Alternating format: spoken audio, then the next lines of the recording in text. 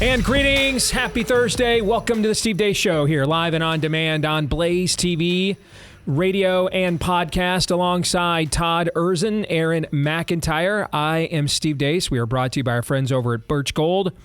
You can open a gold IRA with Birch Gold Group and get a free silver coin shipped directly to your home. That's right. It's the most wonderful time of the year. It's the time of the year when Birch Gold gives away a free silver American Eagle coin for every $5,000 purchased. And here's the best part. You don't have to pay a penny out of pocket. By December the 20th, simply convert an existing IRA or 401k into a tax-sheltered IRA in precious metals, and Birch Gold will send your free silver coins directly to your home if you do that. Now, you might be thinking, why should I diversify into gold? You know, my guy's heading to D.C., all things are good, but here's the facts. An administration trying to put, even a good one, trying to put a dent into a $36 trillion national debt in just 4 years? Come on, man. That's, trying to stop a freight train while wearing Crocs. Actually, you could probably do that while wearing Crocs. How about any other shoes? Because in my Crocs, I think I could stop a freight train. They make me feel that powerful. I think I could do it. Anyway, we're talking about Birch Gold Group right now, not Crocs. Yeah, you're not. Yeah. Okay. Birch Gold right now is over there like doing the Jonah Hill gif. No. Yeah. All right. So, come on, folks. We cannot even afford to pay the interest on the national debt right now, let alone the principal. So better to be safe than sorry. Take action now to protect your savings. Text the word Steve to 989898 for a free info kit on gold and claim your eligibility for free silver on your purchase from Birch Gold Group. But you must do this by December the 20th. Text Steve to the number 989898 for that peace of mind that lasts longer than even 4 years. Text Steve to 989898. All right, coming up at the bottom of the hour, Dr. Mary Bowden, she was a hero during the COVID scamdemic, and for that, certain elements in her home state of Texas, that free red state of conservative Valhalla. Don't mess with them. Apparently, they can be messed with on a frequent basis. They are still trying to terrorize her for the crime of saving people and telling and seeking the truth. So we'll talk to Mary about that coming up here at the bottom of the hour. Next hour, it's our final Theology Thursday of the year, because next week, Thursday and Friday, are our final two shows of 2024, and those will be the traditional year-end shows, the look back, and then also the year-end Deace group that we do at the end of every year. So this is our final Theology Thursday. So I have cleared out the vault of questions. We'll start all over with questions again next year. But I have kept some of the questions you guys have been emailing to us over the last few weeks since we did our last kind of Theology Thursday study of Romans, Ask Me Anything. I've cleared out the folder. I've picked 5 questions that I am confident we can spend an entire hour attempting to answer. And we're going to get to those coming up here in the next hour of the show. But let us begin, as we always do, with Aaron's rundown of what happened while we were away. What happened while we were away, brought to you by What the Heck is Going On in New Jersey. You've probably seen videos flitting around social media purportedly of drones or otherwise unidentified flying objects seen in the skies over New Jersey. Since late November, there have been reports of large unidentified drones appearing during nighttime hours in multiple New Jersey counties and parts of New York City. The sightings, which often involve multiple drones operating together, have puzzled residents and raised concerns among local and federal authorities. Well, yesterday, New Jersey Congressman Jeff Van Drew went on Fox and says he knows what's going on. I've gotten to know people, and from very high sources, very qualified sources, very responsible sources, I'm going to tell you the real deal. Iran launched a mothership probably about a month ago that contains these drones. That mothership is off, I'm going to tell you the deal. It's off the east coast of the United States of America. They've launched drones, is everything that we can see or hear. And again, these are from high sources. I don't say this lightly. Now, we know there was a probability it could have been our own government. We know it's not our own government because they would have let us know. It could have been some really glorified hobbyists that were doing something unbelievable. They don't have the technology. But let's pretend that's possible. The third possibility was somebody, an adversarial country, doing this. Know that Iran made a deal with China to purchase drones, motherships, and technology in order to go forward. The sources I have are good. They can't reveal who they are because they are speaking to me in confidentiality. These drones should be shot down. What in the world? Yesterday at the Pentagon, Deputy Press Secretary Sabrina Singh said there's no Iranian drone mothership she's aware of. So aware of those drone sightings that have been reported. At this time, we have no evidence that these activities are coming from a foreign entity or the work of an adversary. We're going to continue to monitor what is happening, but, at no point were our installations threatened when this activity was occurring. The Department of Homeland Security held a briefing for various state leaders of New Jersey this week on the topic of those drones. New Jersey State Assemblyman Brian Bergen says it was a total waste of time. I walked out because it was worthless. It was the biggest amateur hour presentation I've ever seen about anything, okay? It was ridiculous. There were no answers. Every question that was asked by a member of the state legislature, great questions, no answers, no resolution. They don't know where the drones are coming from. They don't know who's doing it. They don't know why they're doing it, but they say there's no credible threat. It was annoying to be there. I drove 2 hours to be here today, spent an hour in there. I got to drive 2 hours back. The biggest waste of 5 hours in my entire life. So why do you think they called this meeting? No idea. Why would you call a meeting to tell people you don't know anything? I have no idea. This is the darndest thing. Setting aside the comments from New Jersey Congressman Jeff Van Drew, it appears this thing is a total mystery. If you believe everybody at face value, all the way up to the Pentagon, nobody knows a damn thing about what these vehicles are, who's controlling them, or where they're coming from, or people do know, and they're lying. Moving on, Donald Trump rang the opening bell at the New York Stock Exchange this morning. This week, Trump announced his plan to cut red tape and expedite regulations for people investing $1 billion or more in the United States. He was also named Time Magazine's Person of the Year, and in an interview with the magazine, Trump said on immigration and the prospect of building temporary camps for deportees, quote, "Whatever it takes to get them out, I don't care. Honestly, whatever it takes to get them out. Again, I'll do absolutely within the confines of the law, but if it needs new camps, but I hope we're not going to need too many because I want to get them out, and I don't want them sitting in a camp for the next 20 years. I want them out, and the countries have got to take them back," end quote. Meanwhile, in Canada, Ontario Premier Doug Ford said his nation will stop the flow of oil into the United States if Trump follows through on his threatened tariffs. We will go to the full extent, depending on how far this goes. We will go to the extent of cutting off their energy, going down to Michigan, going down to New York State, and over to Wisconsin.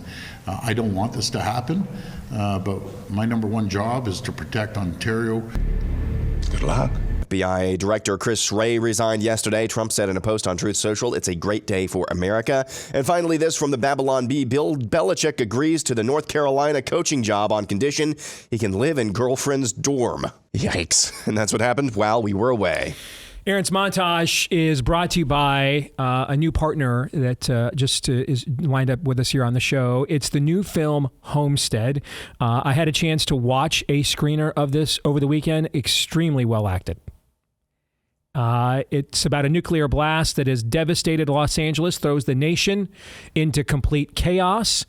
And amid that chaos, an ex-Green Beret joins a prepper compound. Several different families, belief systems, etc., try to live together, figure out what's happened to America, and the various pressures that happen when a government is in the midst of chaos and collapse. I found it very interesting, very intriguing.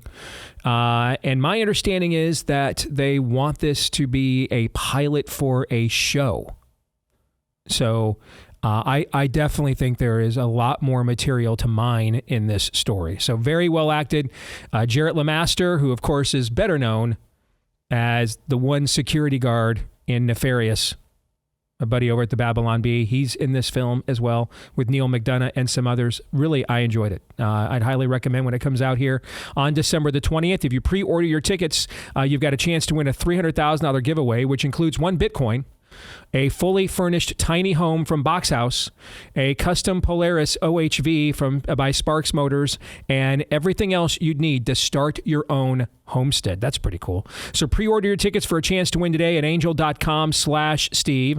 That's angel.com/Steve. Homestead in theaters for Christmas nationwide here on December the 20th. Angel.com/Steve is where you want to go if you want to see this film. And again, I thought it was pretty good. It was well done. All right. Let's talk about what's going on in the airspace over New Jersey. Now, I've been aware of this story for the last several days. I've seen it trending. But with everything else going on, the Pete Hegseth story, Joni Ernst, my phone's still ringing off the hook about that constantly. We've got the collapse in Syria. I didn't have time yet to fully dig into this story. So I made it my number one thing on my to-do list when I got up this morning, preparing for today's show, is to dive into this as much as absolutely possible. And I will tell you, I've never encountered anything like this in my career.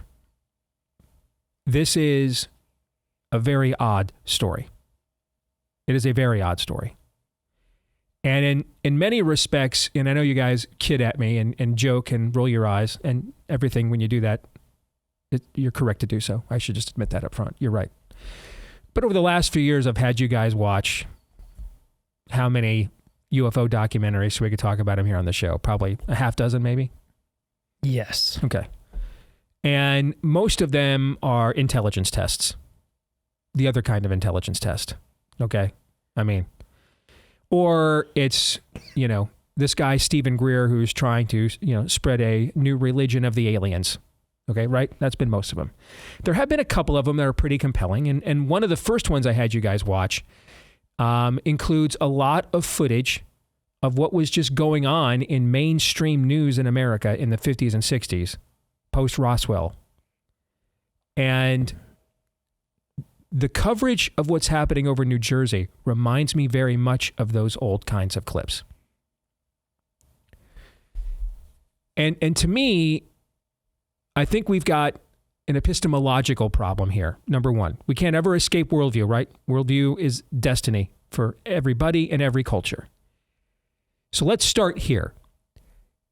Raise your hand, anyone in this studio or any of you, the tens, hundreds of thousands of you that are going to watch, listen, and download this show at some point once it goes out into the ether and starting right now.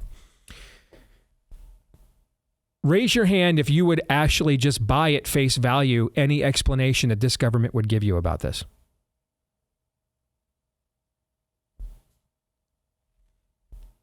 I mean, there's that one guy, but he's a troll or a retard. So nobody does, right? Right. I mean, so we need to begin with that premise, okay? We are in a cold civil war, and let's say it was 40 years ago during the last Cold War between the Soviet bloc and the West, okay? And let's say there had been a COVID level event during that period of time, but not a scamdemic, not something that was plotted in a lab, okay? But like the kinds of plagues that previous eras of humanity have had to confront, okay? And a natural phenomenon that was spreading across the globe.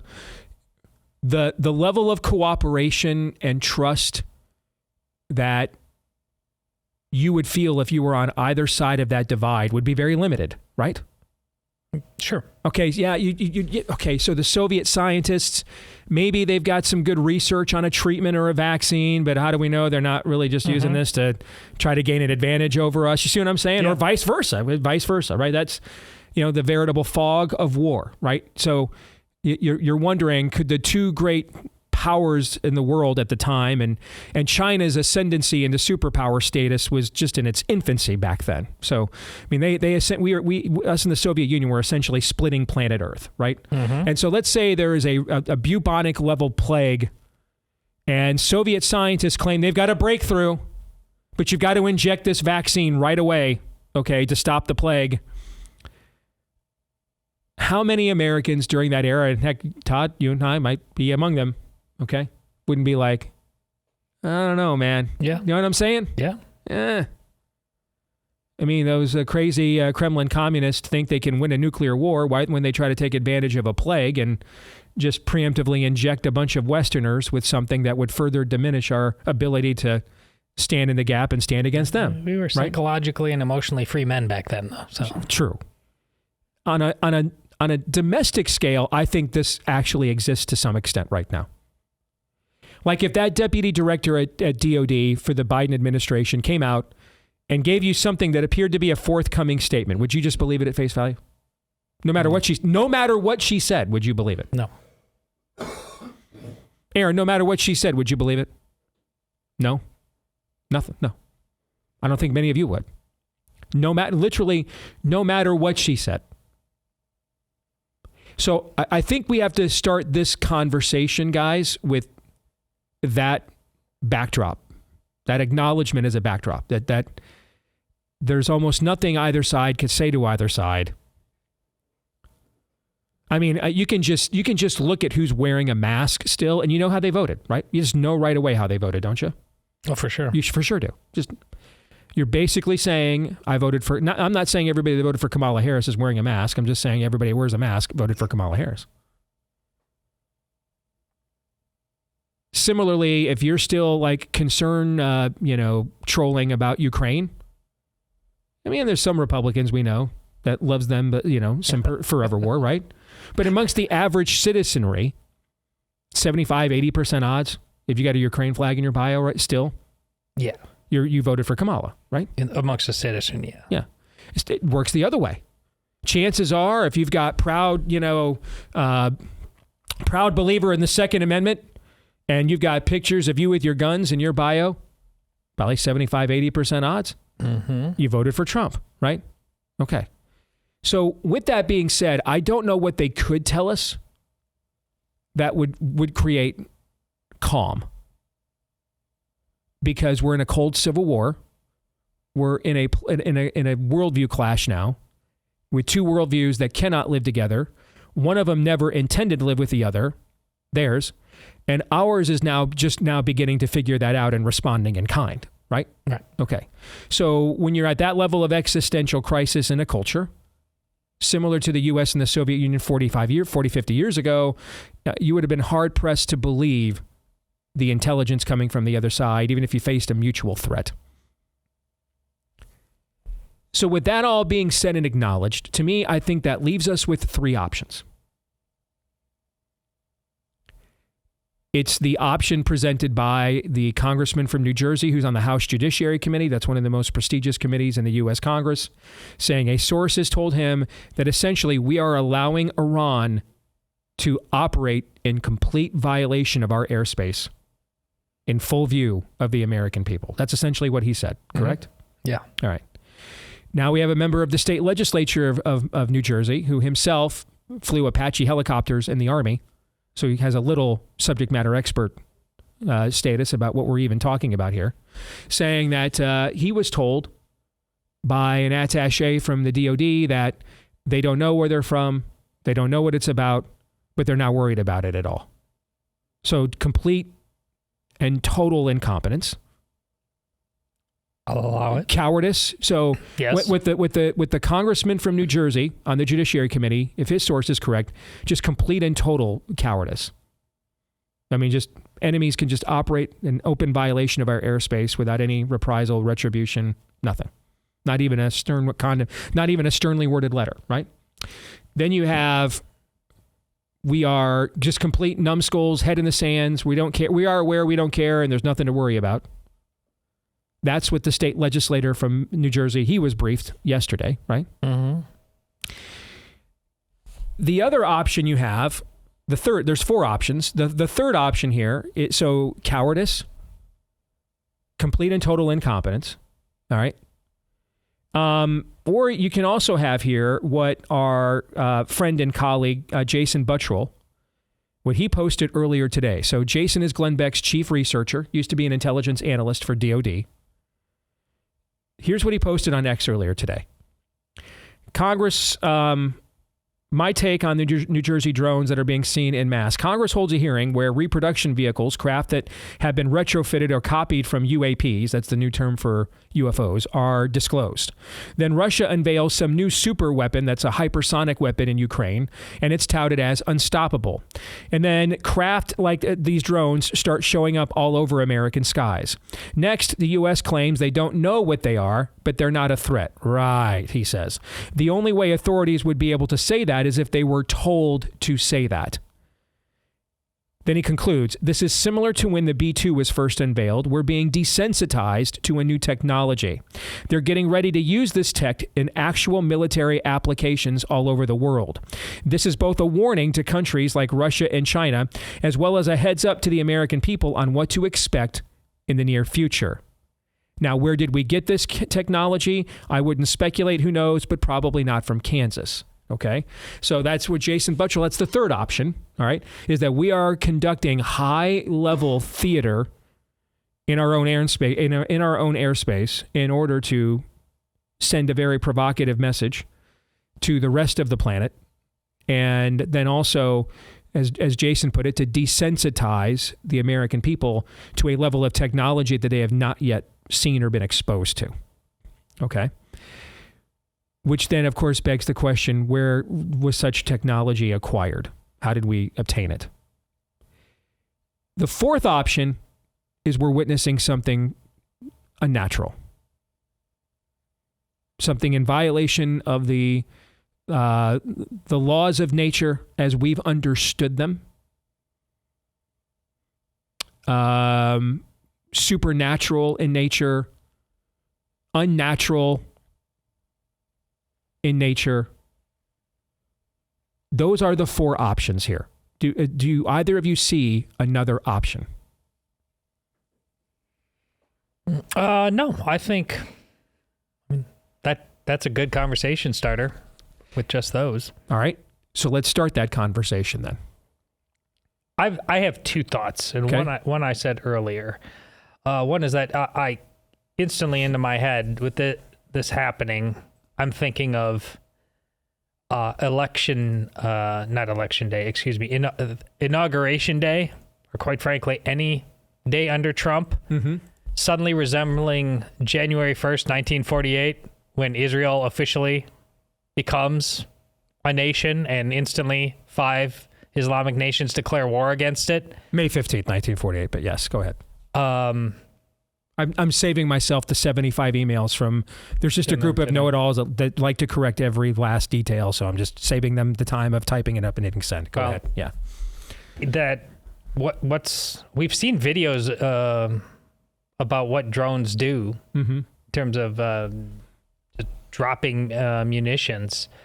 You got to be thinking about things like that in a land where right now there's people all over the internet saying, yeah, that CEO absolutely deserved.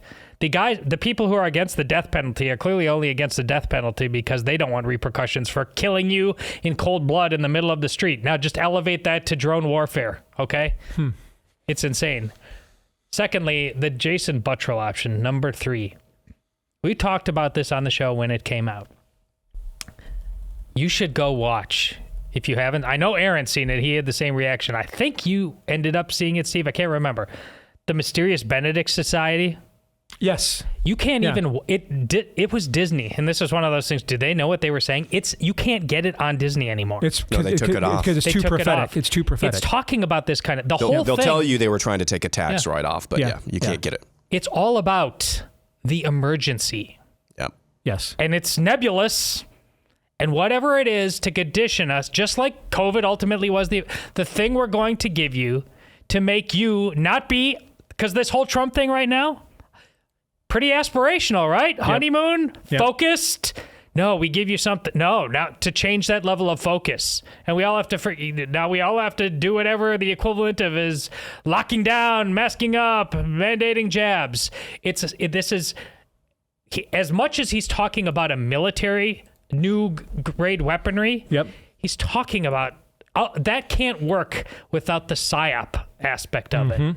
They're softening you up to just that's what desensitize means. This is just the reality. There's just too much money. It's just it's the new normal. It's the new normal. Yes. Yeah. Aaron, what do you think? Yeah. So I didn't really take this story super seriously until yesterday with Jeff Van Drew. And looking into this, like I said in the montage, this is one of the darndest things I've seen. And 2020 happened, and the ensuing years happened too, which tells you something. I'm about as close as I ever have been to really seriously contemplating, I think, the third option or maybe it was the third option that you provided, unnatural. That's the fourth option. Option, Yeah, yes. the unnatural origins. I'm about as close to seriously considering that as I ever have been. I just want to hone in and reiterate something. The Pentagon is like, we're not worried about it. It's not threatening our installations. Yet night after night after night, it's gotten actually mainstream media attention now as well. I mean, I saw Dan Abrams and one of the producers or one of the hosts, I should say, of On Patrol Live. They were talking on News Nation, a separate channel. Yeah, I saw one of those last night heading home from the show. But this begs Steve's question: Again, are they being honest, or is it the emergency? Yes, that could be very much the case. But the Pentagon saying, it's not a threat. Really? Really? See? I mean, one of our theories is they're amping up the UFO stuff to create an emergency for funding, right? We need Space Force. Yes. So here is obvious evidence to that narrative, right? Why would they not capitalize on this? Is that what you're saying? Correct. So somebody's lying here. Yeah. Okay, somebody is lying. The United States military, yes, has it been degraded by the forces of woke? It's still really lethal, and they know about everything that is possible to know as human beings. The United States military is still really scary, and they know what they're doing. And we're just saying, no, they're not a threat. I don't buy that. So let me share a text with you I got from somebody that is getting ready to partner with us in developing the Nefarious sequel. All right? So I'm entrusting this individual with one of my babies, right? So I don't take that very lightly, correct? Mm-hmm. I want you to listen to a text that he sent me, because he lives out east.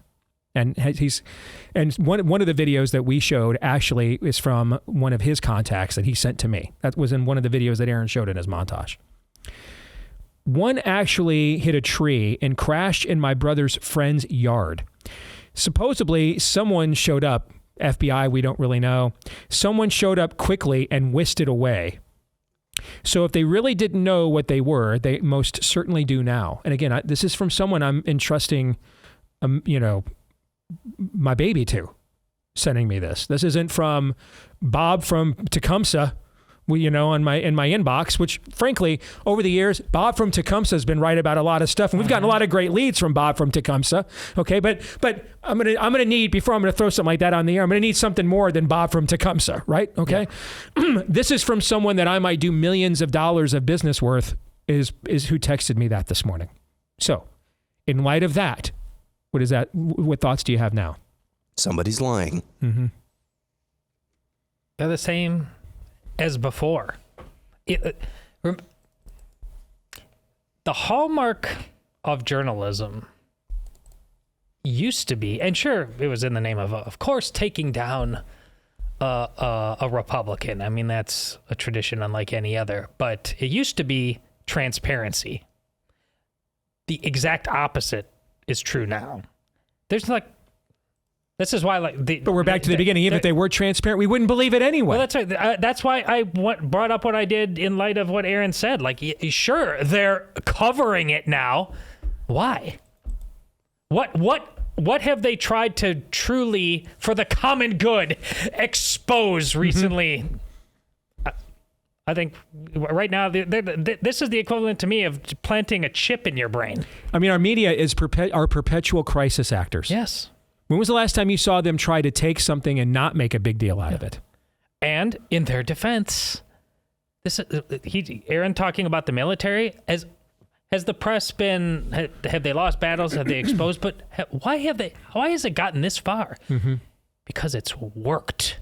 Because at the end of the day, before we blame anybody else, we got to blame ourselves. The people have been the problem. We loved this Kool-Aid. We won't stop drinking it. Well, we got stuff to do. We just had an election that indicated there's some critical mass of people that are done drinking some of it. Good. At least. I'll stay that way. Well, and the fact that this story has gotten this far into the mainstream indicates that there's at least some people even in Blue, New Jersey that are tired of drinking it. So it's one of the most fascinating stories I've ever encountered.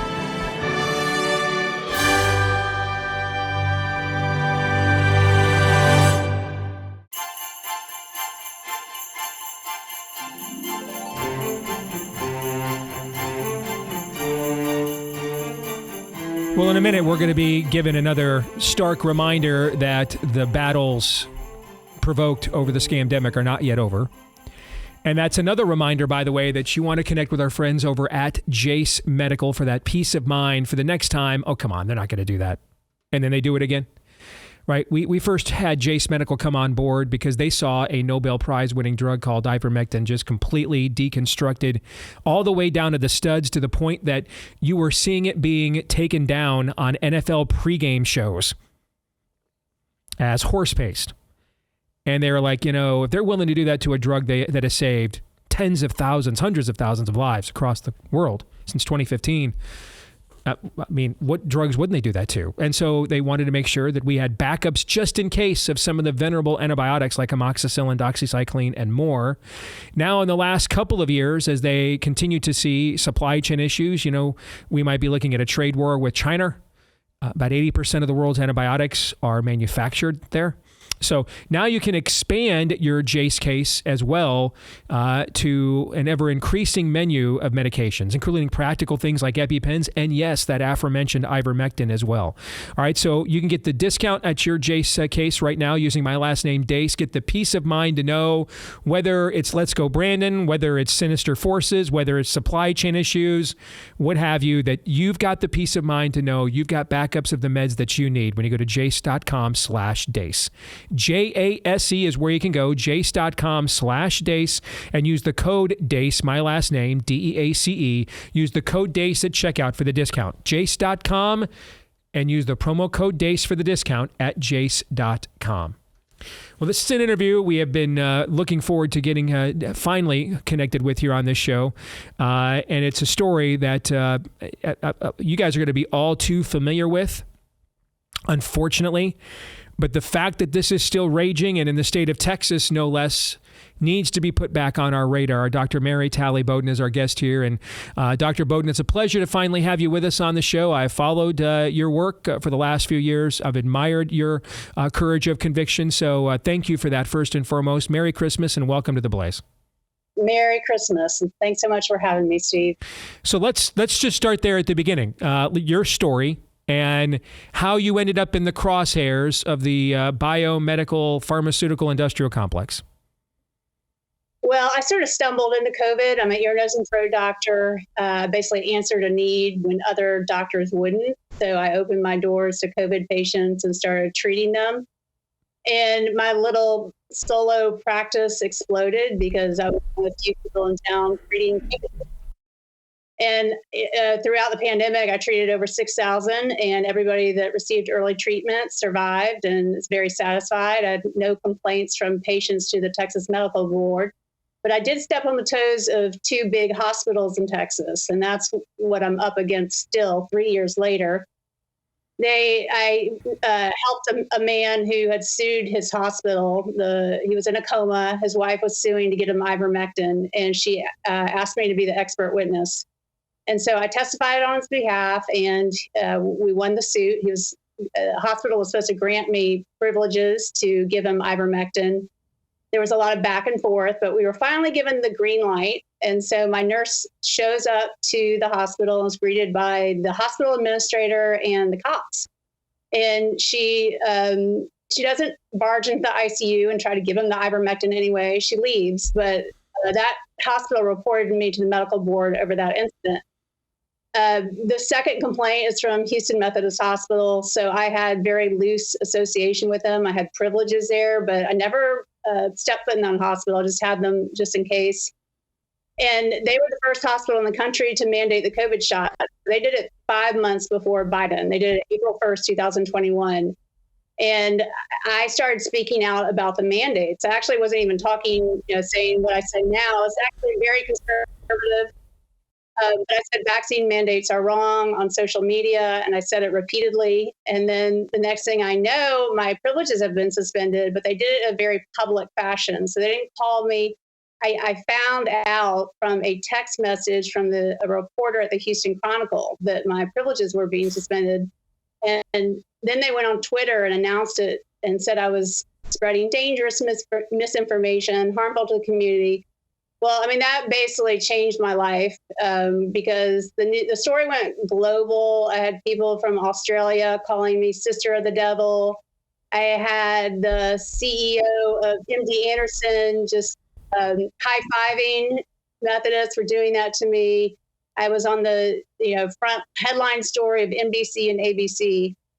So my response was just to resign from Methodist, but they returned me in because they're saying that I resigned while under investigation, and that's the two complaints that I'm up against are the two hospitals.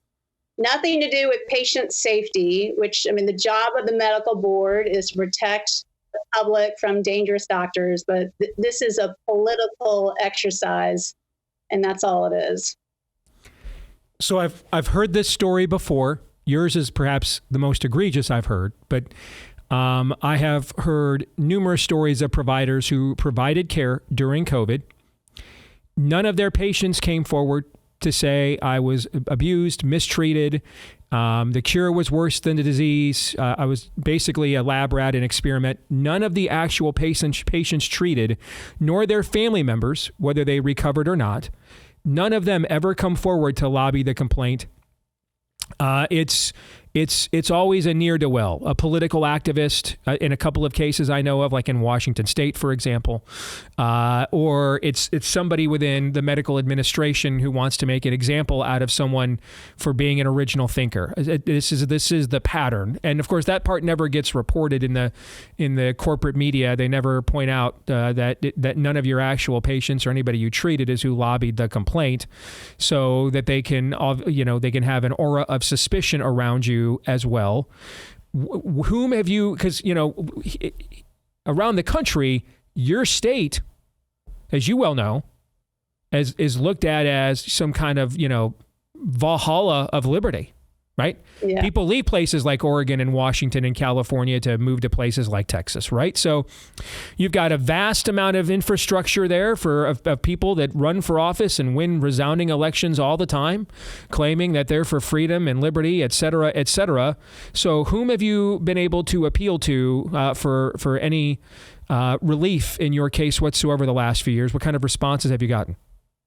Very weak responses. I mean, there have been a few champions for, my cause, but the issue is Texas is home to the largest medical center in the world.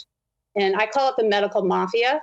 And I believe that the mandate started in Texas for a reason. I believe that they did it to show that if they could get away with the mandates in Texas, they could get away with them anywhere. Yep.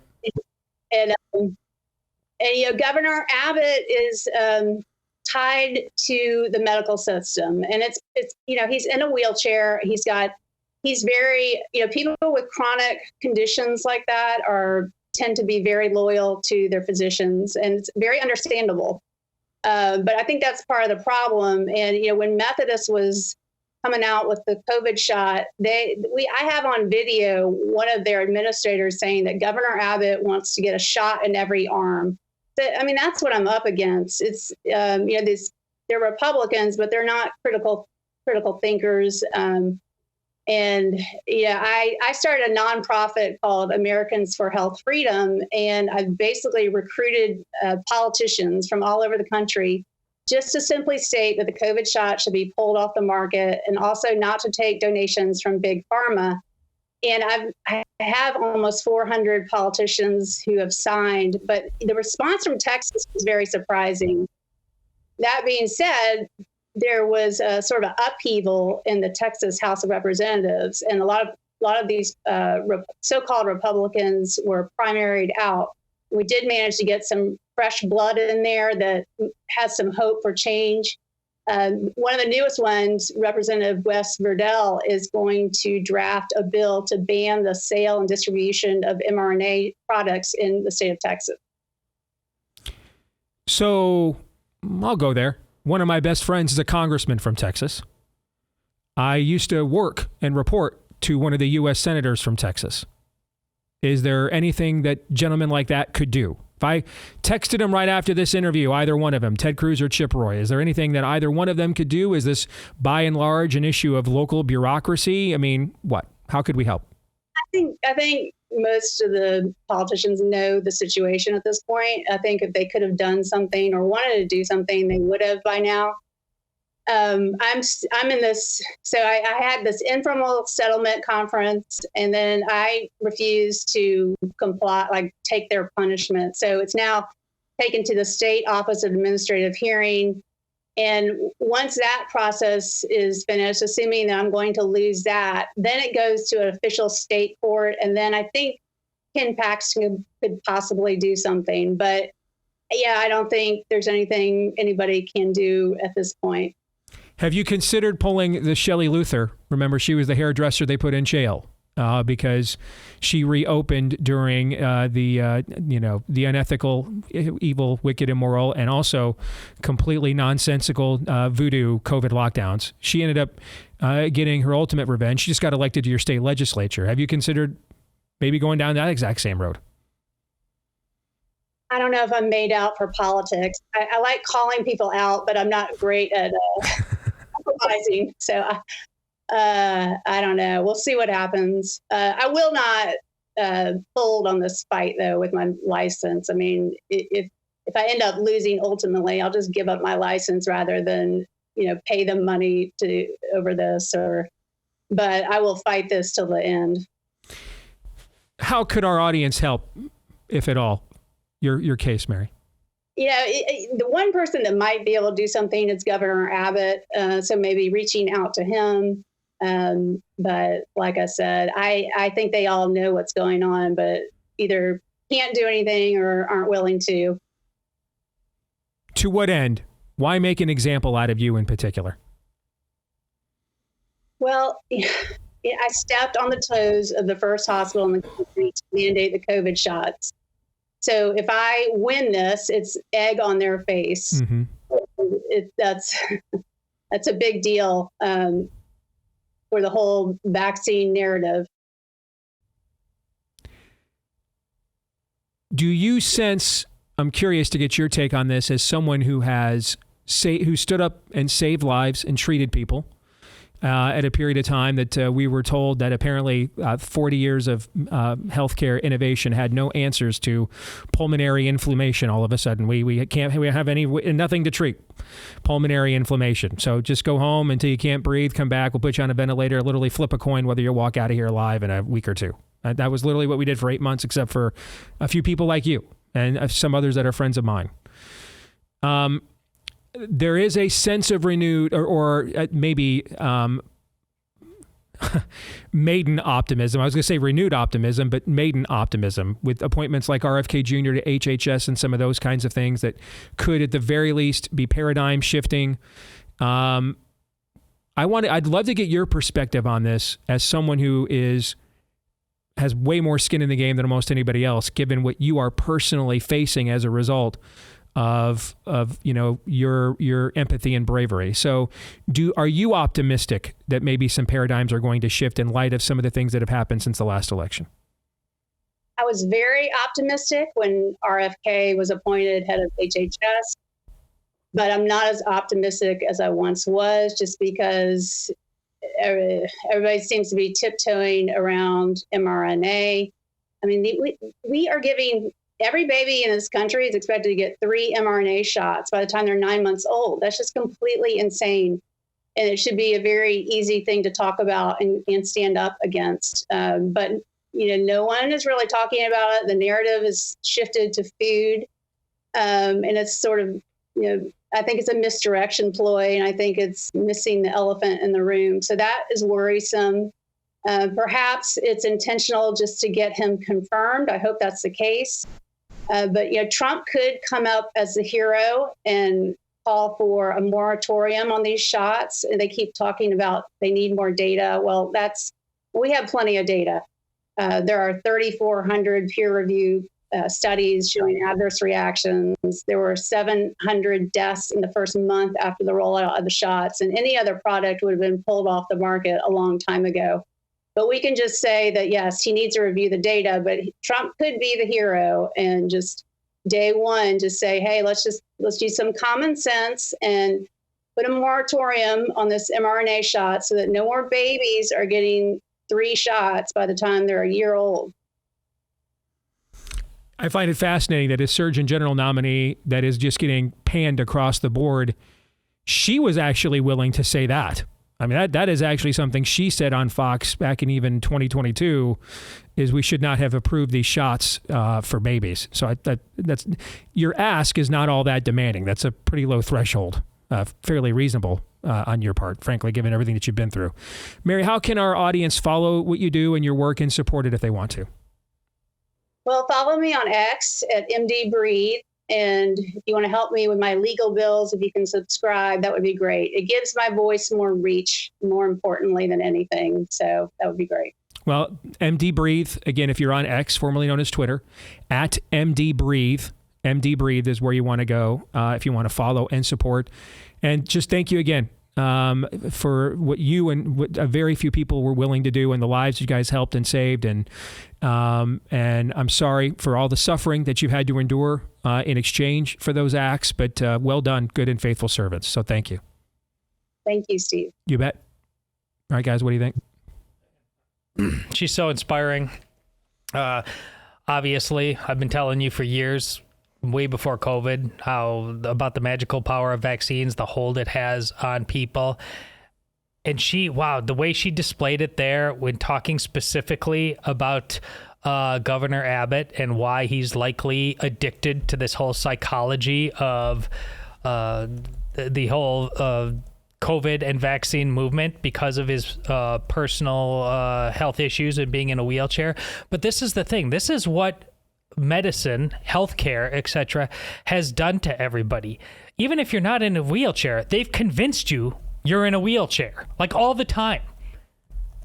You're not fearfully and wonderfully made. You're utterly, and yes, you're spiritually broken, but your body has amazing healing capacities if you stay healthy, have good hygiene, good sanitation, things like that. This is not a third world country, but they want you to think it is. Always operating out of fear on every single healthcare decision you make. And if they can make you do that, what follows from there emotionally, psychologically, spiritually is not the right answers. The evil one has got this all figured out, and he's playing you like a fiddle. Scams always have victims. They always have people they hurt. They always have people they try to push to the side. And American healthcare, the American system, is largely a scam. And that was borne out, and we keep seeing examples over and over and over again. Hour 2 is next.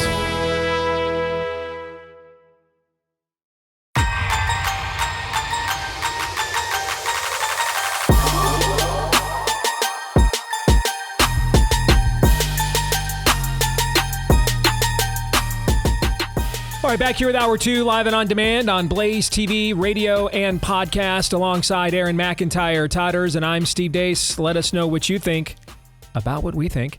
You can do that courtesy of the stevedeace.com inbox. Just email us, steve@stevedeace.com, DEACE. Like us on Facebook, MeWe, and Gab. You can follow me at Steve Deace Show on X, formerly known as Twitter, Instagram, and TikTok. Please also subscribe to our new YouTube channel at Deace Show on YouTube. That would be a big boost, a big help. Subscribe to our new channel, please, at Deace Show on YouTube. And then finally, if you wouldn't mind, if you're a podcast aficionado, hit subscribe, or if you're on iTunes, follow, and that'll make sure that every time we do one of these new episodes, every time it drops, it will drop there right in your podcast feed too. And then if you love the show, thank you. And if you wouldn't mind showing your love for it publicly with a 5-star review on any of your podcast platforms of preference, we appreciate all of those as well. Just like we appreciate the fine work being done by our friends over at Voice of Judah Israel. You know, the Apostle Paul declared, "I'm not ashamed of the gospel, for it is the power of God for salvation to all who believe." Well, today, over 6.5 million Jewish people in Israel, a total of 9 million people known as Israelis, have yet to hear the gospel message of Messiah Yeshua. And Voice of Judah Israel works right there in the heartland of Israel, sharing the most powerful message, the greatest story ever told, right there from the very land that it came to us. The rest of the world has Israel to thank for the Messiah and for that message. So now is the time to bring that message back home through community outreach, evangelism campaigns. Voice of Judah Israel is working with local believers to connect with their neighbors in culturally relevant ways, planting seeds of faith where our spiritual heritage began, right there in Israel. If you want to see that revival, as Paul said, after all these years, I am still eager to preach to you in Jerusalem. If that's you, all right, and you want to help assist this messianic movement here in the nation of Israel, go to VOJIsrael.org/Steve. Visit VOJIsrael.org/Steve. You can go there, learn more, and also support VOJ's mission of sharing hope in Israel. All right, and bringing the message of Messiah Yeshua back to where it all began. VOJIsrael.org/Steve. Again, that's VOJIsrael.org/Steve.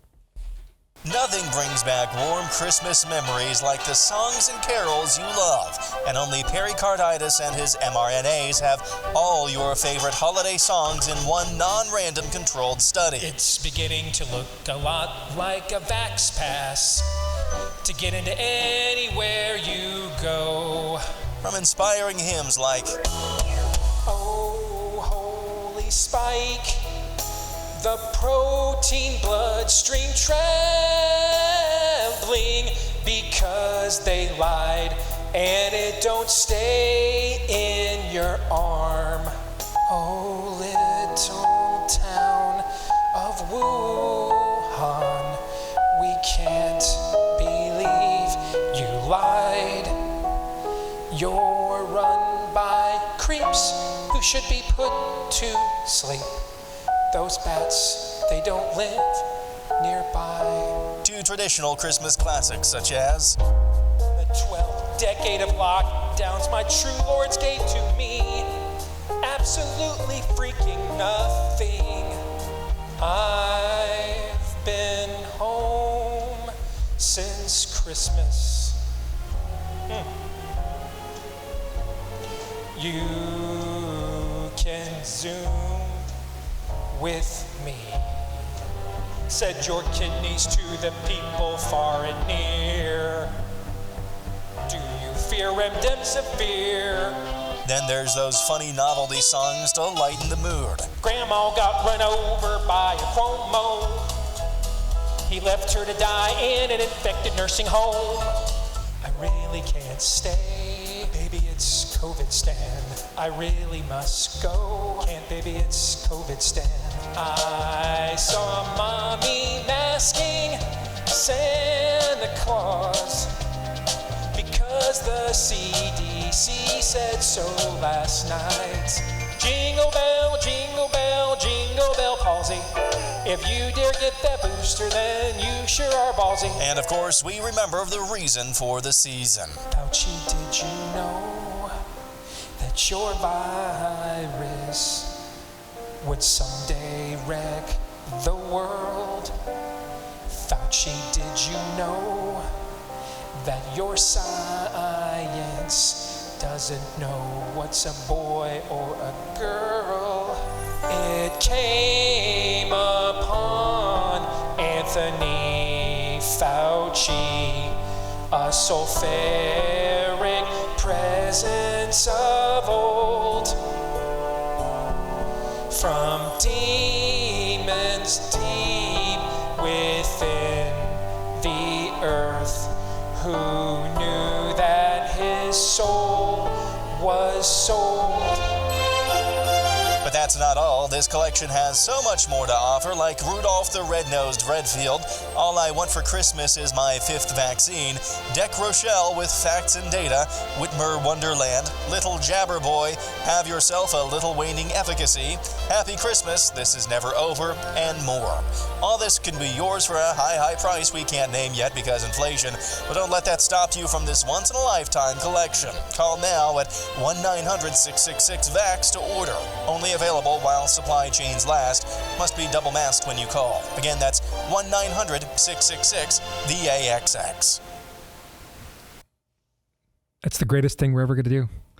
If only what we are about to attempt to do and have been doing for 6 chapters now on Theology Thursday, if only that could like reach a tenth of the level of COVID exegesis that you just saw. I mean, if we had to dig a hole and put a time capsule so people would understand COVID, that's it right there. 100 years from now, this has to be in there. This is one of the. It covers every base. Yes, covers them all.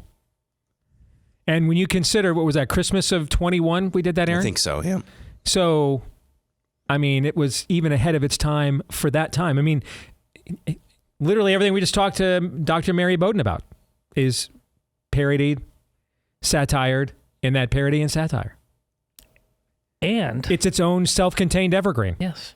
And as everybody has been pointing out to us, this is right up there with all the reasons we're filthy rich right now from our grifting. I mean, yes. My grift is I agree with what I agree with, and I don't agree with what I don't agree with, and I support who agrees with me, and I don't support who does not. That's my grift. It's the greatest grift there is. More annoying. We do have, let's be honest, we've always been honest about this. We do have a significant grifting problem on the right. Yes. Sorry. So, but more annoying. The significant grifting problem on the right, or every time someone takes a position that doesn't agree with me, they're a grifter, people. What's worse? What's more self-diminishing and debilitating for our side? Well, our own grifter problem, or every time someone gives an opinion I don't like or takes a stance, a position I don't like, they're a grifter, people. Which one? The people who actually are grifters, who call anybody who doesn't agree with them a grifter. That's the worst. I like it. I'll just quote the great prophet Steve Deace. Yes. There you go. So in other words, they're two sides of the same coin. Yes. Basically. Gotcha. All right, you guys ready for some Theology Thursday? Yep. Shoot. All right, brought to you by our friends over at realestateagentsitrust.com. In these unprecedented times, make sure you would dare not venture forth into the Let's Go Brandon real estate market, because we're still subjected to this thing for another 40 days or so. All right? So make sure you've got a real estate agent that you can trust to get you where you want to go, whether that's across the country, whether that's across the state. Ultimately, you want to get across the finish line. You need someone that can help you navigate one of the more complicated real estate markets of all time. That's someone likely going to be right here from within the audience of The Blaze, right here with you.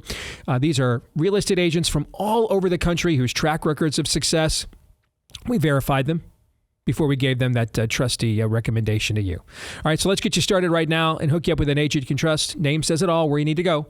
realestateagentsitrust.com. Again, head over there right now, realestateagentsitrust.com.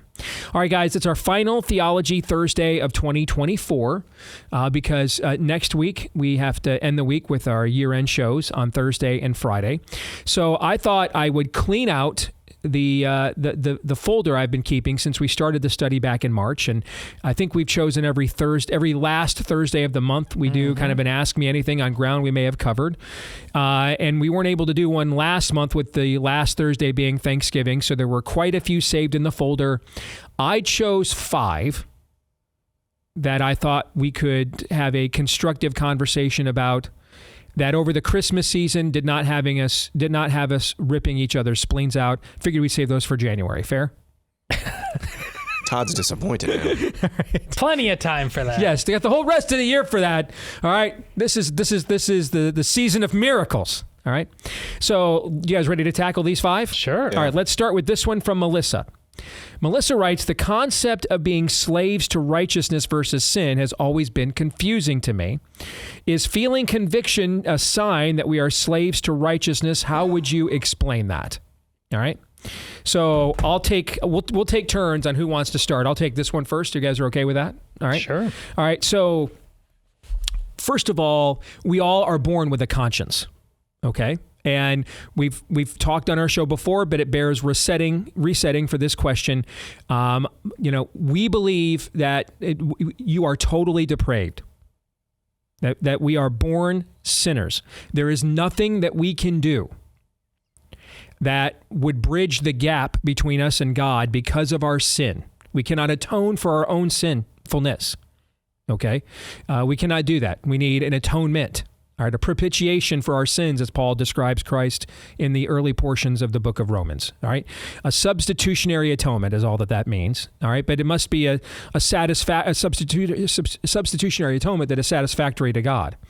Right? And so just as the Jews sacrificed as a foreshadowing, lambs that were unblemished, all right, we require one unblemished, not tainted by sin.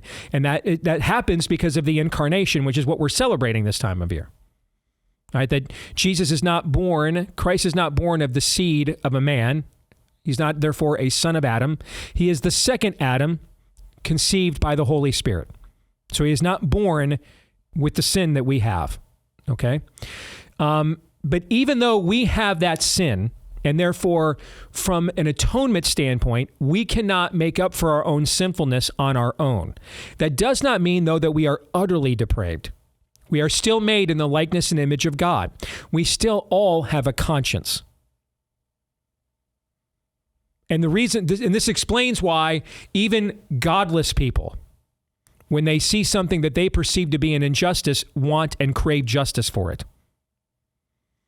Even though they deny God the justice that he deserves for their injustices against him and his creation.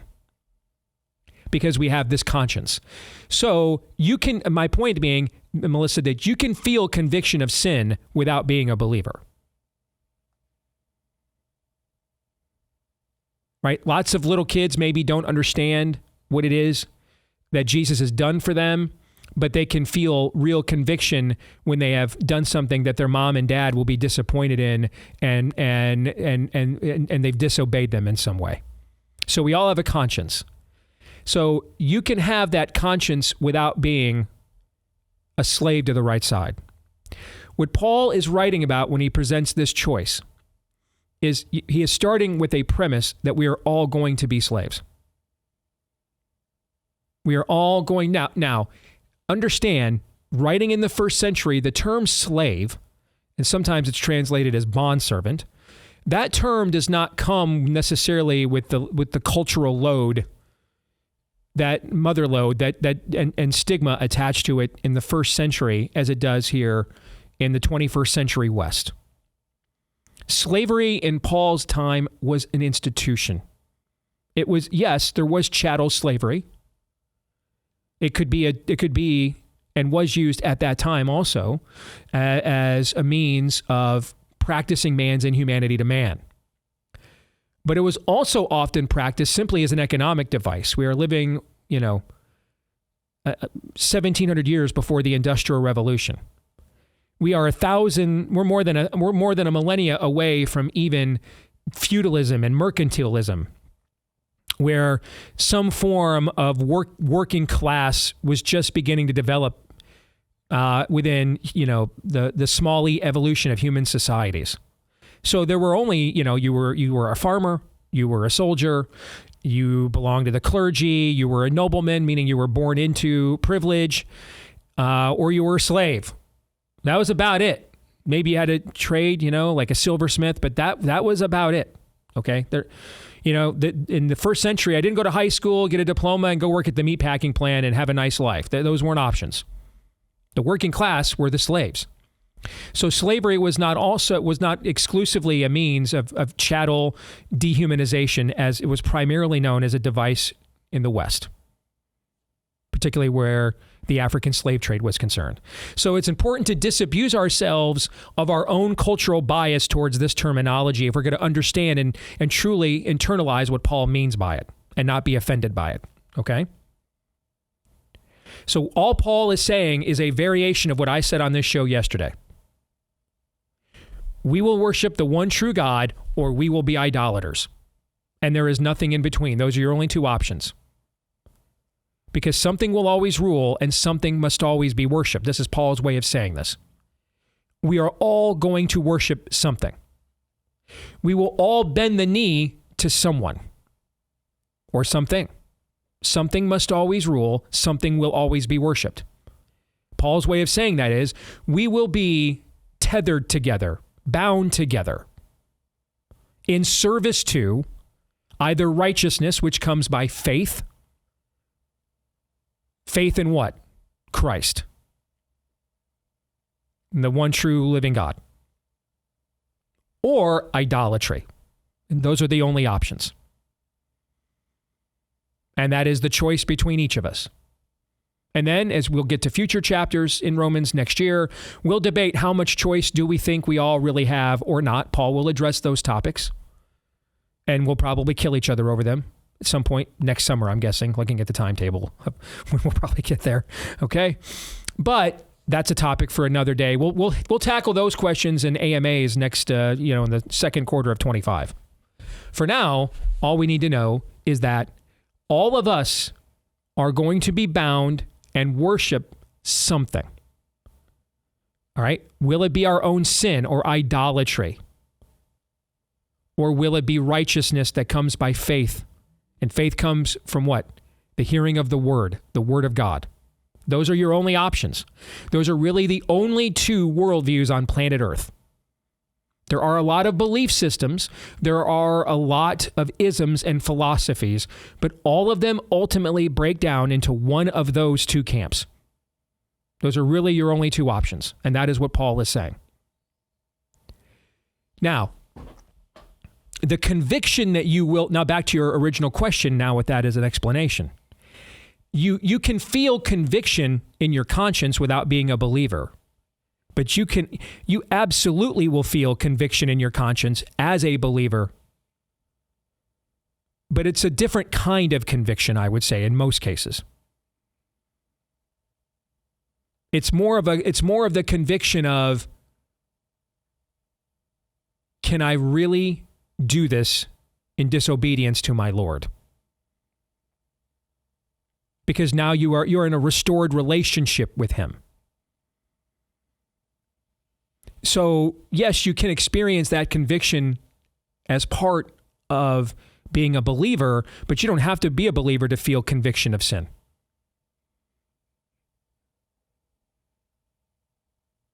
So it depends, what kind of conviction are we talking about? The kind of conviction that will come to you as a believer will be a conviction that leads you to freedom. Not freedom to sin, but freedom from it. The kind of conviction you'll often feel as an unbeliever will come across in many cases, not always, but like shame. For example, in the scriptures, the last verse in the Bible before sin enters in the world, it says, and they were naked in the garden, Adam and Eve, and they had no shame.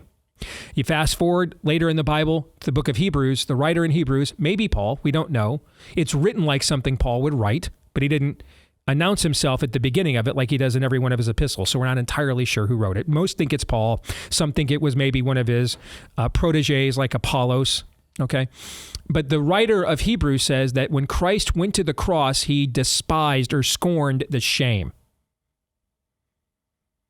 Meaning that, see, the enemy's name, Satan, means accuser.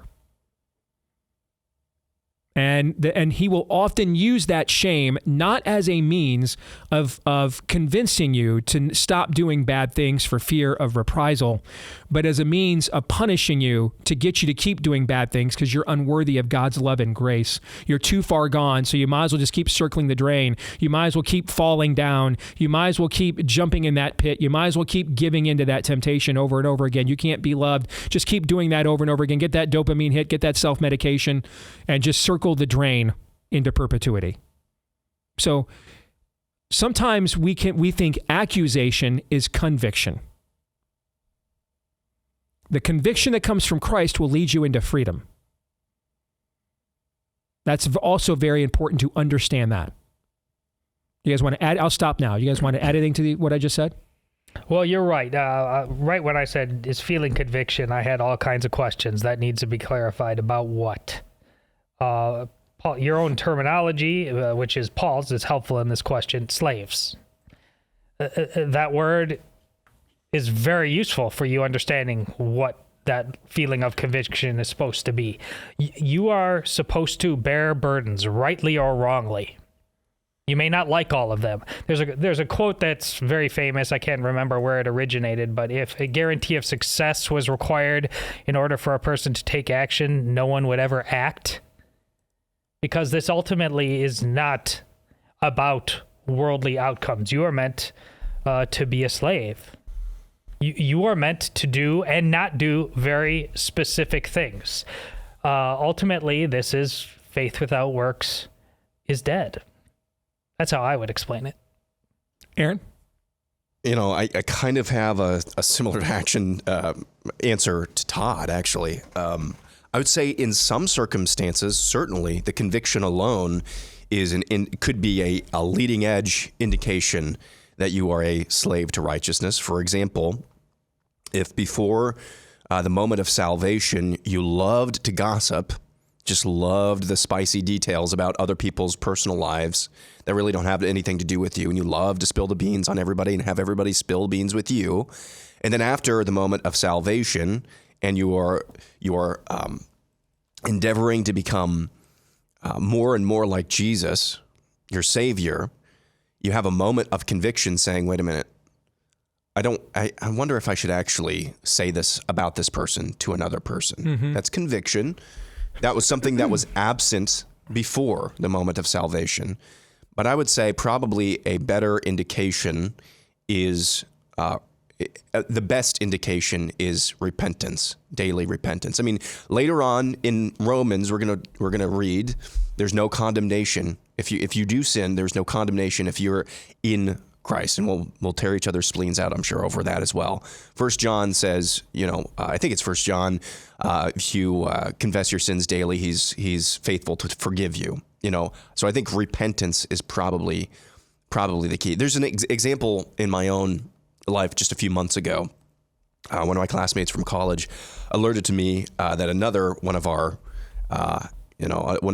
acolytes, he was a roommate with this guy, and he was just not a great person, just really not a great person. We'll just leave it like that. He was the silver spoon type, and he notified me that he was in Times Square, and one of his I think he's running an NGO or something right now, working with Bill Gates, and just emblazoned. Times Square was emblazoned with this NGO, or maybe it's his company that he's got up and running now.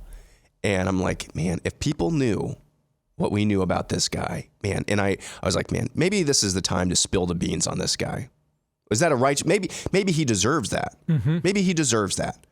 Was my motivation for that good? And I said to my buddy who told me about this, man, is this just pettiness from me? And he said, yes, you absolutely should not do that. And so that was an act. I'm not trying to set myself up as an example. It just popped into my head, an example of conviction. Hey, is this really the right thing to do, or am I just acting out in my flesh? And then the follow through in this instance was a lack of going all the way. So I think, again, conviction can be a sign of slaves to righteousness, particularly if it's something that you loved to do before you were saved, and now you're having second thoughts about that afterwards. Praise the Lord. But repentance, I think, is another key factor here. Amen. Very well said. Let me find the questions because I got tuned out of here. Where are they? You want me to read the next one? Yeah, read the next one. And you can go ahead and you start the answer on the next one. Go ahead. Let's see. Really enjoy your discussions on Theology Thursday, and this is from Brent, by the way. Really enjoy your discussions on Theology Thursday, and just wanted to chime in with what I thought were a couple of missing points on the infant baptism discussion. While you guys talked about Sproul, I don't think you fully fleshed out the Reformed view. In Reformed theology, baptism replaced circumcision. Babies born into the covenant were circumcised. Adults were circumcised by choice when they wanted to join the faith. The Reformed view of baptism reflects this. Were you aware of this? That I had not heard. No. I did not know that either. That I had not heard. So I've read That's why I included it. It was new to me. So yes. I'll keep my comment relatively brief here. I've read quite a bit of Sproul on baptism, and he doesn't get into the details. He doesn't. I haven't read him, so I'll take your word on this, Brent. But I've not read what you just stated and you just wrote from Sproul. So that could very well be his view, and I'll just take your word on that. But I had not heard that about Reformed theology, how baptism takes the place of circumcision. So circumcision on the 8th day, right? Mm-hmm. And under the Jewish covenant, on the 8th day, a male had to be circumcised, mm-hmm. right? And so that was his introduction into the covenant. However, because he's not made any of the requisite sacrifices or anything, he's not actually keeping the covenant yet. All right, so it's an introduction of the infant into the covenant, and then as they are old enough now to understand, and those heritage and legacies are passed on, then they are the ones then that have to make the sacrifice and do the keeping of the covenant. That's kind of the tie we're saying here. I will say, Brent, that this makes more sense. It does, of Sproul's very. He's very hardline on infant baptism. This makes better sense of that. Do you guys use that imagery at all within Catholicism to explain the baptism of infants? Do you draw that? Have you heard that parallel drawn before on your end? No. And based on our discussions, it's not that it doesn't have a certain level of intelligibility, but ultimately we come back to the question of how then, if one's replacing the other, we had quite a robust discussion of how baptism addresses original sin. What's your answer for that? I mean, no matter where you come down on this, just to reset where we left it, there is an unanswered question here that in our finite minds, we don't fully know the answer. And this is our attempt based on what we view as the nature of God. We don't believe God is just out there looking to send 4-year-olds to hell, right? Just like, I can't wait, that's to make sure the toddler wing of hell is full, right? Mm-hmm. Okay, so a God who would not even spare even his own son to that regard, right? On the behalf of the worst of sinners. We don't think he's just out there, and also said, suffer the little children to come unto me, right? We don't think he's just out there anxiously waiting, for the tragedies to befall toddlers so that he can fill up the wing of the toddler wing of hell, right? The preschool wing. So, but then we also have to agree with what I just said. We all agree. We're all born into sin. So how do we reconcile this? And one group of people uses the language that we just talked about, and you guys use on the Catholic side of baptizing infants to introduce them into the covenant of God as soon as possible. And another group says, well, we don't see a specific baptism of infants in the Bible, so we don't think we should practice it. On the other hand, we have to account for this, and so we have like an age of accountability that we think essentially you're immune. You have sin immunity to some degree. Okay, until you reach some, age of consciousness where you should, be aware that you are a sinner in need of salvation, which is why when you read the Left Behind books, for example, right, the very first Left Behind book opens with the rapture, right? And what is it, all the children 12 and under? I believe so. Get raptured. Okay, so rather than escape the wrath of God on the earth, because we are left with this question we have to wrestle with, ultimately. So those are the two rationales that by and large have emerged within Christendom in order to try to answer that difficult question. More in a moment.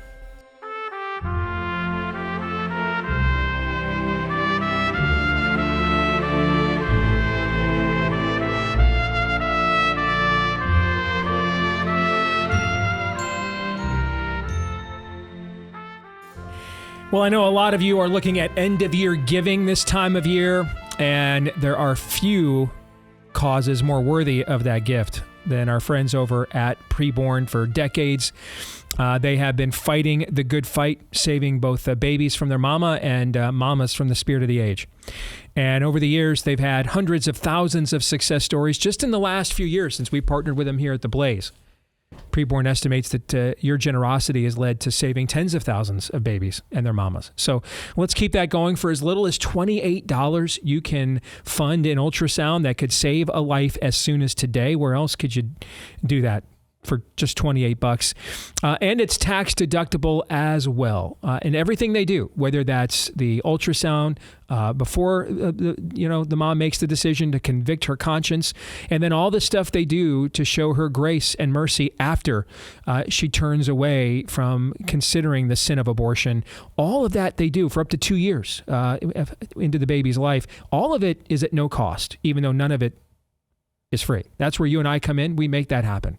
So let's keep making that happen and keep creating so many more success stories for PREBORN. If you want to make that tax-deductible gift today, you can dial pound 250, say the keyword baby on your mobile phone, or go to preborn.com/Steve. Again, that's preborn.com/Steve. We're closing out our final Theology Thursday of 2024 with some Ask Me Anything. So, Todd, we'll start with this question. You'll get to start with this one from Dave. He says, I feel like when you guys debated back and forth about faith and works for weeks, no one really answered the question. Let me pause. It's not that we didn't answer the question. It's just we're in disagreement about what the definitive answer to the question is. That's because one guy's a Catholic and the other two are Protestants. So it's a 500-year disagreement. We've been telling you guys since we started this, all right? We are going to reiterate many of the arguments that have been taking place between these two camps about this book for the last 5 centuries. Which of the three of us is qualified to once and for all settle these arguments? Me. I love that. And you beat Todd to it. I fully expected Todd to say me. That actually and give the most insufferable answer, and yet you beat him to the fact. That's well done, Aaron. Well done. Yes. We were taking some kind of citizenship test as a family that one of my children had to take at home. 26 questions. Where do you fit on this thing? And then my wife actually brought up, I bet Aaron would score 100% on this thing. So it's just to clarify, it's not that we didn't answer. It's just that we don't necessarily agree, and we're not at times, and we're not going to on what the definitive answer is. All right, but let me continue. He writes, I liked and agreed with Steve your question about when can we know we have done enough with our salvation if we can lose it based on our works. I also, though, liked Todd's challenge to not focus on me, but to start doing what I actually believe. So you guys have mentioned many times how Protestants have debated this with Catholics for hundreds of years. When you all analyze things on the show frequently, the answer to a question is whatever is simple and obvious. With that in mind, is it possible that the reason you all and countless theologians cannot come up with a clear answer for this issue is because it is a contradiction? This leads to the next logical question. If there are contradictions in the Bible, then it is not the perfect word of a perfect God, and therefore we cannot believe in it. Then we are left with what we can believe, which personally scares me to death. That is from Dave. Can I just start with one thing, and then I'm going to throw it to you? Mm-hmm. All right. Do not confuse, and I don't know you well enough, Dave, but it sounds to me that you're conflating contradiction with paradox. Okay? Don't conflate contradiction with paradox. All right? The entirety of Christianity, I shouldn't say the entirety, much of Christianity is predicated on being able to reconcile paradoxes. All right, so Jesus is Lord, right? He's Lord right now, mm-hmm. right? But do we yet, is the fullness of his lordship realized yet on the earth? No. So he's Lord, but it's not fully realized. That's kind of paradoxical, mm-hmm. okay? That we have to die to live, paradoxical, because that goes against that counter, what our instincts would say. That's kind of what paradoxical means in this case. What goes counter to what our instincts would say are true. But remember, going back to Melissa's questions, our instincts are sinful. So our instincts are often wrong, okay? Without the work of the Word of God and His Spirit in our lives. All right. So I actually, if I give my life away, if I'm a nun in Calcutta rather than a supermodel, that's actually how I have found my life. Now, that doesn't mean a supermodel can't get into heaven. That's not what I mean. Okay. But most people would instinctively prefer to be a supermodel than a nun in Calcutta, serving people that the Hindus believe are deplorable because they committed sins in life and they've been reincarnated to suffer specifically, right? Mm-hmm. Okay. So don't conflate contradiction with paradox, okay? Because things that may be difficult for us to understand based on our own instincts will appear to be contradictions when they're actually paradoxical. And that's what it means to live in the world but not be of it. Meaning, my feet are planted on terra firma right now, right? I am broadcasting to the people of planet Earth right now, right? So I am in this world, right? But is what I'm communicating often with my feet planted on this ground and this microphone pointed at the planet, is it in complete and total symbiotic alignment with the instincts of the people and the planet that I'm actually communicating to? Clearly no. No. So I'm in it, right? But I'm not of it. That's not a contradiction. It's a paradox. So I wanted to address that in case maybe that's what Dave is hinting at. But Todd, I'll throw it to you. And it might be, and because it might be, it's an important addendum. But to the degree that we just take this at a different tact, and that's not what you meant, or you have no problem with that issue, let me say that you are in good company. because this isn't just a Catholic Protestant thing. And I alluded to this last time we talked. A lot of Protestants through the 500 years post-Luther agree with your concern. And that's why, and it's certainly not every Reformation of the Reformation fits this bill. But as I said, Arminianism, Methodism, Pietism, not in total. There's many moving parts in every movement, but those three Reformations were a Reformation of the Reformation that addressed specifically of what you just said. This faith, and this was not a remotely controversial concept for Catholicism before Luther. And clearly there's Huss, there's Wycliffe before that, but who are clearly the precursors of what Luther did. But faith without works, it may be specifically how you carried it out, but as a concept, not remotely controversial. It was even controversial within Protestantism on how you reconcile that, and that's why Arminianism, Pietism, and Methodism, in part, at least exist. In their estimation, Luther's version of and Calvin's version of the Protestant Reformation took this argument way too far, and they sought to bring it back in the middle. Now, how far in the middle? It's clearly they would all unabashedly say we're not Catholic, we're Protestant. So, but I think that's my version of the answer to this question. All right, Aaron, you want to go next? Yeah. So again, I'm glad that you made the observation. Don't conflate paradox with contradiction or contradiction with paradox. I mean, one thing all three of us believe, if you call yourself a Christian, go and do. Now, what we disagree on is whether works are a prerequisite. Works are a prerequisite, whether we can earn our way into heaven. And maybe that's not a charitable way to describe the Catholic point of view, but that has certainly been the Protestant, at least evangelical Protestant view of this divide on this very issue. I don't want to sound cliche here, Todd. But what would you say to the person who says to you, yes, I agree that faith without works is dead, but what about works without faith? What do you say to that person? What about... Is works without faith dead? So can you just be a really good person and go to heaven? Yeah. No. Yeah. But nor the Catholic Church does not teach that, never has in any way whatsoever. Is that a fair question to ask? I think most Protestants think it's a fair question. Well, I think but outside, I think it's a fair question for looking out. It's a harsh word out there. Who has heard the gospel? So, but this is an actual adult who understands that there are everybody. A lot of the dumb Twitter arguments act as if everybody has a Bible to read. They've just become Bible moths in their basement, and just look what that verse says. God's plan for creation biblically explicitly goes way beyond our understanding. So, without the exposure of the biblical faith, is a person who's making Herculean efforts to not bow to what Romans 1 said is plain to us, good versus evil, but does not know the gospel. That's a version of what we're talking about. Now, if somebody just tries to trick, you're not trying to do that, but a lot of Protestants would try to ask me that to trick me. And that's not that's not a riddle that's really hard to deal with. You just say the answer is no. But then I would return and say, what does that person's life? How do you answer that question? That's how I would respond in kind. Okay, that's a really good answer, Todd. I put you on the spot there. All right. That's what we do.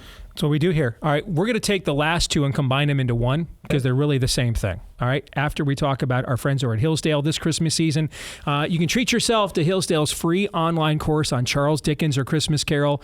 Hillsdale professor Dwight Lindley offers new insights into one of literature's great characters, most famous miser, one of the great works of Western literature, Ebenezer Scrooge and Charles Dickens' A Christmas Carol. Enter into this world. You'll see old things anew, rediscover the joys we often overlook in daily life. You can sign up for this free course over at Hillsdale right now on A Christmas Carol by visiting Deace4, F-O-R, Deace4Hillsdale.com. That's Deace4Hillsdale.com. Start your free online course today on Dickens' A Christmas Carol for the season. Deace4Hillsdale.com is where you can go. And on behalf of our friends at Hillsdale, and in the words of Tiny Tim, a Merry Christmas to us all, and God bless us, everyone. Okay. I'm going to take these last two and put them together. Really quickly, I just want to make it absolutely clear. There's a difference between rejecting faith that you've been presented with and not having faith because you don't know what it is. Well, actually, we agree with that. Yes. We agree that there's a difference between unbelief, okay? Yes. Unbelief and then essentially spiritual ignorance. We would define unbelief as rejecting, as hearing the word of God and rejecting it. Fair? That's what we would say? Yes. A lack of faith and unbelief, okay? A lack of faith is a lack of, is just, you're a sheep, you have a lack of saving knowledge of who God is and who his son is that died for you. Unbelief is, I heard it all, I don't care. Fair? I mean, can a believer do good works with no faith? That's another question as well. Right. Because, I'm doing this, I'm feeding the poor, but I don't really care about them. I'm just doing this because I'm told to do this in God's word. Yeah. Is there some score where it doesn't matter that I don't know God, that I've reached a score of piety? Correct. And we would say no. You're also saying no, correct? Right. Okay. All right. Okay. James Stout writes, despite being a Protestant, I do believe you can lose salvation. First of all, there are several Protestant groups that believe you can lose your salvation. So that's not an exclusive Catholic Protestant position, just to correct that. There are several Protestants groups that also believe you can lose your salvation. Anyway, Methodists, for example, the Wesleys believe this, right? They, wrote my favorite Christmas carol, Hark the Herald Angels Sing. They believed you could. However, I do not believe it is because of just committing any old sin, even the really bad ones. Jesus died to pay the price for our sins and knows full well that we will never become sinless in this life. My belief is that if you turn from God and reject the gift that you once accepted and die in that state of rejection, you will lose your salvation once given. If you die in this state of rejection, not temporary anger at God, but actual affirmative rejection, it is the same as dying before you ever decided to accept the gift in the first place. I personally do not believe if you commit a sin and then step out in front of a bus, God is going to be saying, gotcha. I like the way even if I'm not sure I agree, I like the way he framed that at the end. All right, we got him. All right, he committed one sin he didn't say forgiveness for. He got hit by a car. See you in hell. Right, okay. All right. That dovetails with this one from Ryan. I thought this was fascinating. Yeah. If I sin against my wife, will she divorce me? Not if we have an otherwise healthy relationship. Love covers a multitude of sins. That's a simple example of day-to-day mess-ups and oversights, like if I didn't put the toilet seat down, I didn't do my chores, etc. Okay? But let's take it a step further and say if I sin against my wife by having an affair, will she divorce me? Well, that's a lot more complicated if we had an otherwise solid relationship of mutual love and affection, and it was a one-time accident, maybe not, but she would be justified in doing so, particularly if it was habitual.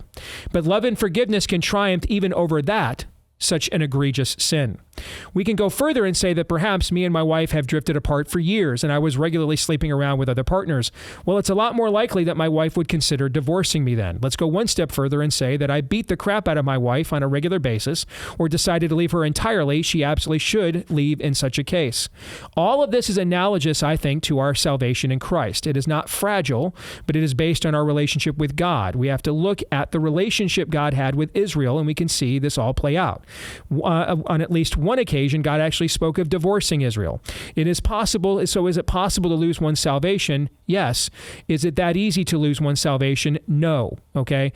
If one actually has a relationship with God, then of course, if you hardly give him the time of day and then reject that relationship altogether, that's a whole different matter. Now, what we would say is, if you reject that relationship with God, you never had it then.